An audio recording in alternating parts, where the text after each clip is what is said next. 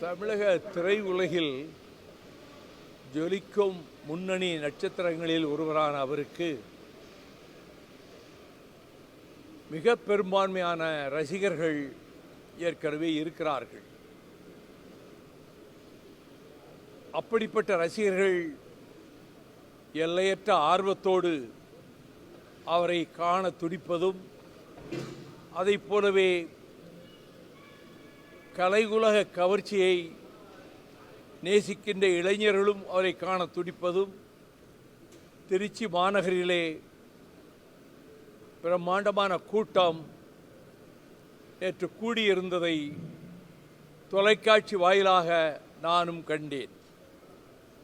ஆனால் தேர்தல் களத்தில் மதிப்பிற்குரிய விஜய் அவர்கள் கூறுவது போல, தமிழக வெற்றி கழகத்தினுடைய தலைவர் கூறுவது போல நிலைமை அமையாது. திராவிட முன்னேற்றக் கழகத்தின் தலைமையிலான மதச்சார்பற்ற முற்போக்கு கூட்டணி மீண்டும் மகத்தான வெற்றியை பெறும்.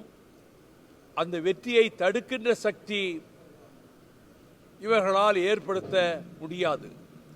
ஆக திராவிட முன்னேற்றக் கழகம், அதன் தலைமையிலான கூட்டணி வெற்றி பெறுவது நடைபெறப் போகின்ற ஒன்று. ஆனால் விஜய் அவர்களினுடைய அரசியல் பிரவேசம் ஒரு தாக்கத்தை ஏற்படுத்தி இருக்கிறது. அந்த தாக்கம் திமுக கழக அணியை பாதிக்கப் போவதில்லை.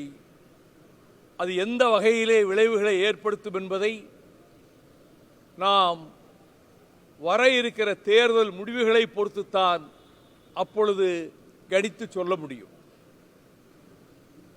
விஜய் வந்து காங்கிரஸ் பத்தி விமர்சனம் செய்யாம மற்ற கட்சிகளை பத்தி விமர்சனம் செய்யறாரு.